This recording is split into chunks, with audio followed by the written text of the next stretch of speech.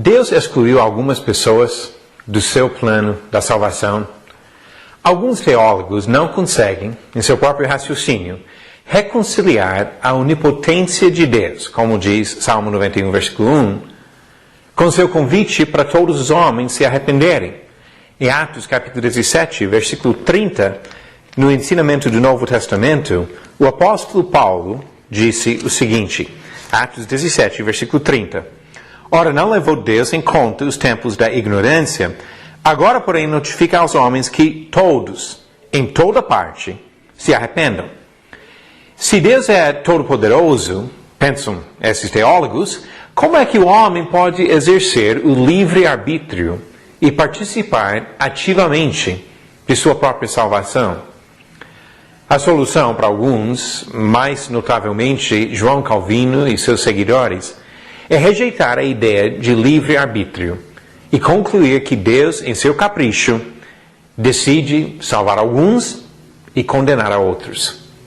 Conforme tais doutrinas, a expiação pelo sangue de Cristo é limitada aos poucos predestinados por Deus à salvação e não ajuda aqueles que Deus deseja punir eternamente.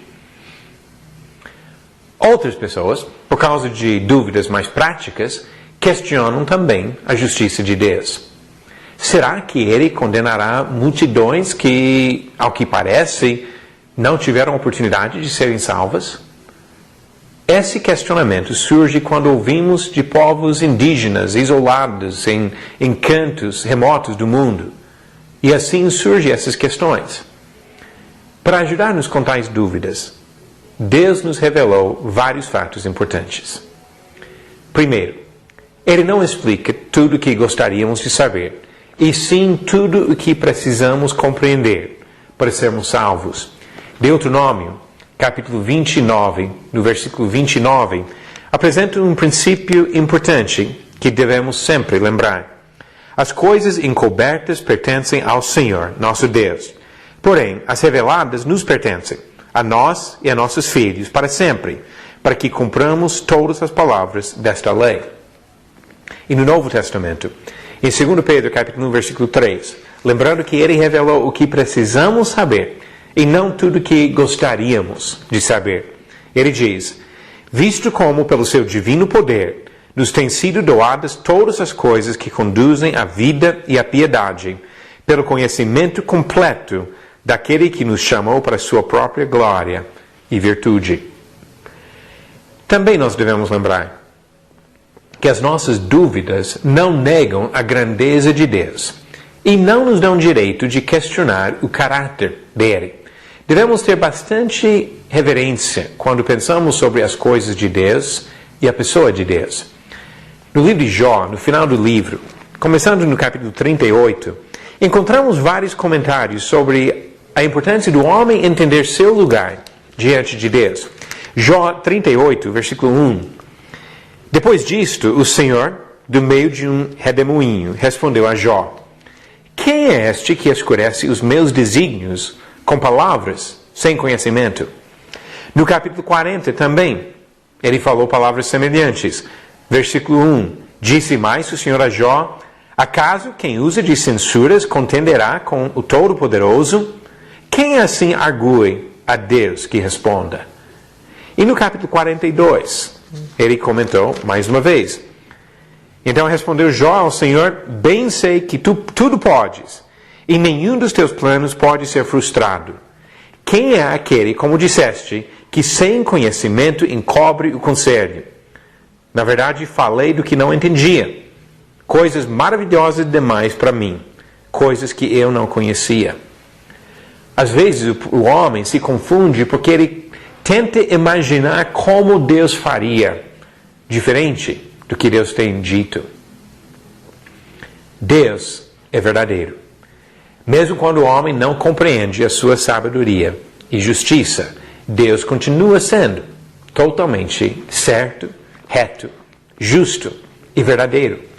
Romanos capítulo 3, o versículo 4, o apóstolo Paulo escreveu, quando alguém perguntou sobre a fidelidade de Deus, de maneira nenhuma, seja Deus verdadeiro e mentiroso todo homem, segundo está escrito, para seres justificado nas tuas palavras e venhas a vencer quando fores julgado.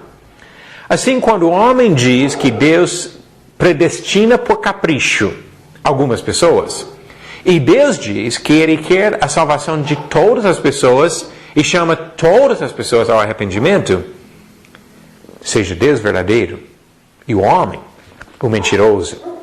Deus não deseja a condenação de ninguém. O apóstolo Pedro disse, em 2 Pedro capítulo 3, versículo 9, não retarde o Senhor a sua promessa, como alguns a julgam demorada.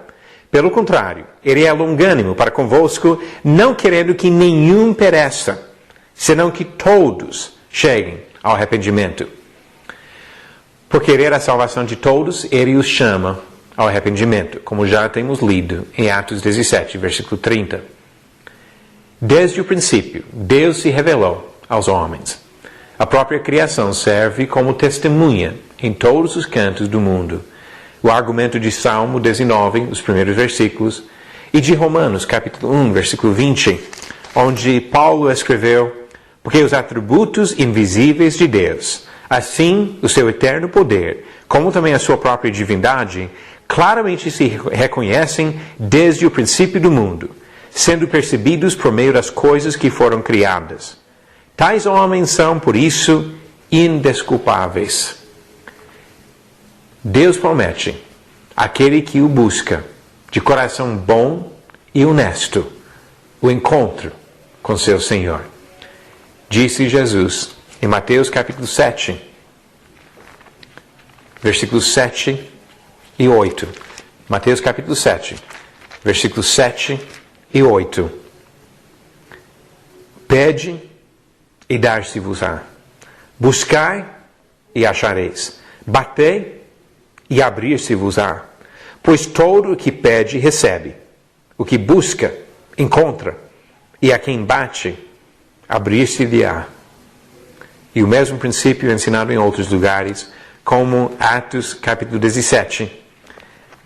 Atos capítulo 17, no versículo 27, Paulo disse aos atenienses, para buscarem a Deus, se porventura tateando o possam achar, bem que não está longe de cada um de nós.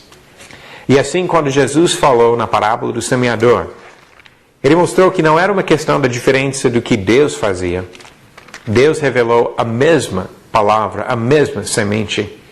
A diferença, Ele mostra, está no coração. Versículo 15. A semente que caiu na boa terra são os que, tendo ouvido de bom e reto coração, retêm a palavra. Estes frutificam com perseverança. Além da responsabilidade de cada um em buscar a Deus, Ele deu mais ajuda enviando seus servos para anunciar as boas novas.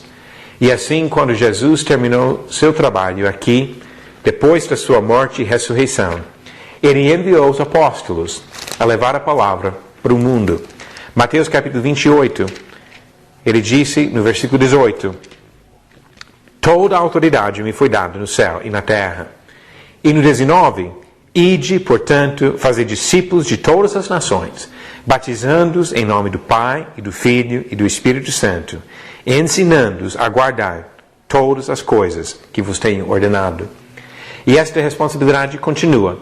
Não era só dos apóstolos, mas como Paulo disse em 2 Timóteo, capítulo 2, versículo 2. E o que de minha parte ouviste através de muitas testemunhas, isso mesmo transmite a homens fiéis e também idôneos, para instruir a outros.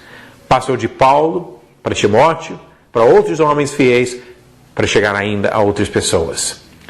Sabemos um pouco da história de alguns pregadores de várias épocas, mas não conhecemos todos os meios empregados por Deus para ajudar os buscadores. Pessoas que estavam tentando encontrar a verdade. Não sabemos quem pregou a quem, mas Deus o sabe. Deus, sendo perfeitamente justo, banirá da sua presença os que não lhe conhecem e os que não obedecem ao Evangelho. Diz 2 Tessalonicenses, capítulo 1, versículos de 7 a 9. Essas palavras para deixar cada um refletir bem sobre sua resposta à palavra de Deus. 2 Tessalonicenses, capítulo 1, começando no versículo 7. E a vós outros que sois atribulados, alívio juntamente conosco, quando do céu se manifestar o Senhor com os anjos do seu poder, em chama de fogo, tomando vingança contra os que não conhecem a Deus e contra os que não obedecem ao Evangelho de nosso Senhor Jesus. Estes sofrerão penalidade de eterna destruição, banidos da face do Senhor e da glória do seu poder. Devemos nos lembrar de que o pecado traz a morte espiritual e que Deus oferece o dom da salvação. Em Romanos capítulo 6, o versículo 23, o apóstolo Paulo enfatizou esses dois aspectos da questão. Disse, porque o salário do pecado é a morte, mas o dom gratuito de Deus é a vida eterna em Cristo Jesus, nosso Senhor. O fato de nós, homens míopes, não vermos tudo que Deus faz para salvar os outros, não nega a graça e a bondade do Salvador. Ele oferece para todos a possibilidade da salvação.